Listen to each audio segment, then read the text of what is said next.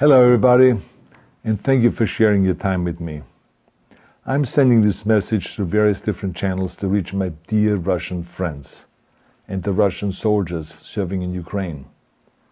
I'm speaking to you today because there are things that are going on in the world that are being kept from you, terrible things that you should know about. But before I talk about the harsh realities, let me just tell you about the Russian who became my hero.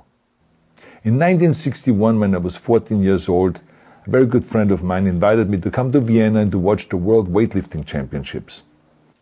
I was in the audience when Yuri Pетрович Власов won the World Championship title, becoming the first human being to lift 200 kilograms over his head. And somehow a friend of mine got me backstage. All of a sudden there I was, a 14-year-old boy, standing in front of the strongest man in the world. I couldn't believe it. He reached out to shake my hand. I still had a boy's hand. He had this powerful man's hand that swallowed mine. But he was kind, and he smiled at me. I will never forget that day. Never.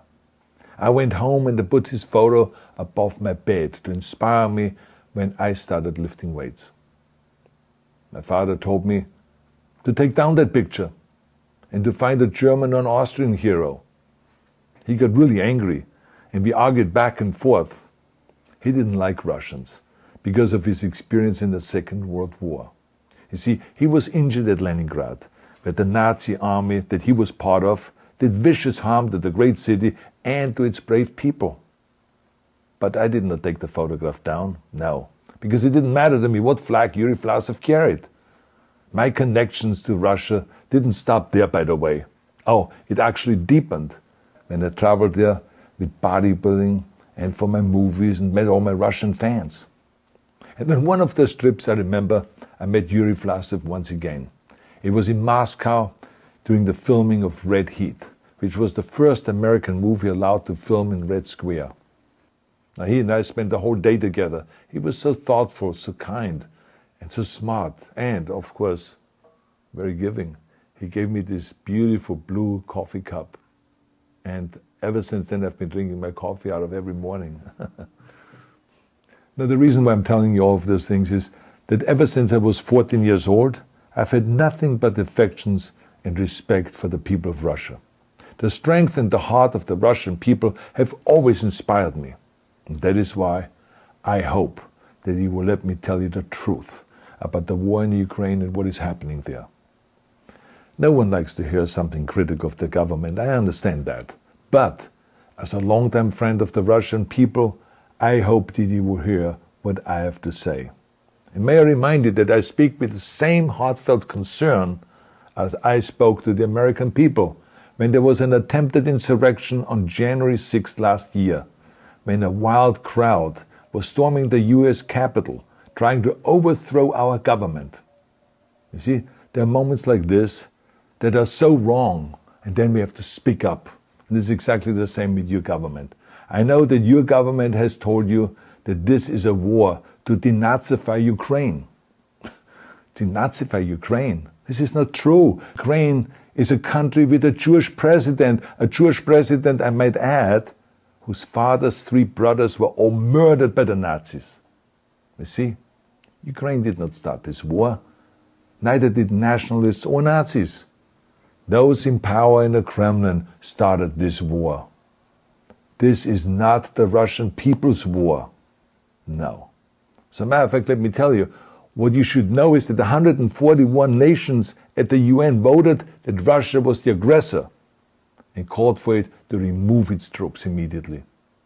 Only 4 countries in the entire world voted with Russia. That is a fact. See, the world has turned against Russia because of its actions in Ukraine.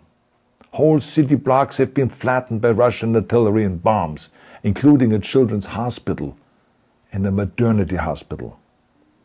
3 million Ukrainian refugees, mainly women, children, and elderly, fled their country, and many more are trying to seek to get out. It is a humanitarian crisis. Because of its brutality, Russia is now isolated from the society of nations. You're also not being told the truth about the consequences of this war on Russia itself. I regret to tell you that thousands of Russian soldiers that have been killed. They have been caught between Ukrainians fighting for their homeland and the Russian leadership fighting for conquest. Massive amounts of Russian equipment have been destroyed or abandoned. The destruction that Russian bombs are raining down upon innocent civilians has so outraged the world that the strongest global economic sanctions ever taken have been imposed on your country. Those who don't deserve it on both sides of the war will suffer. The Russian government has lied not only to the citizens, but to its soldiers. Some of the soldiers were told they were going to fight Nazis. Some were told that the Ukrainian people would greet them like heroes, and some were told that they were simply going on exercise. They didn't even know that they were going into war. And some were told that they were there to protect ethnic Russians in Ukraine. None of this is true. The fact is that Russian soldiers have faced fierce resistance from the Ukrainians who want to protect their families and their country. When I see babies being pulled out of ruins, I think that I'm watching a documentary about the horrors of the Second World War, not the news of the day. And let me tell you, when my father arrived in Leningrad, he was all pumped up on the lies of his government. And when he left Leningrad, he was broken, physically and mentally. He lived the rest of his life in pain. Pain from a broken back, pain from the shrapnel that always reminded him of these terrible years, and pain from the guilt that he felt. To the Russian soldiers listening to this broadcast, you already know much of the truth that I've been speaking. You've seen it with your own eyes. I don't want you to be broken like my father.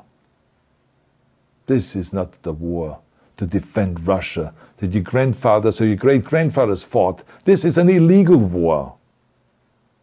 Your lives, your limbs, your futures are being sacrificed for a senseless war condemned by the entire world. Now, to those in power in the Kremlin, let me just ask you, why would you sacrifice those young men for your own ambitions? To the soldiers who are listening to this, remember that 11 million Russians have family connections to Ukraine.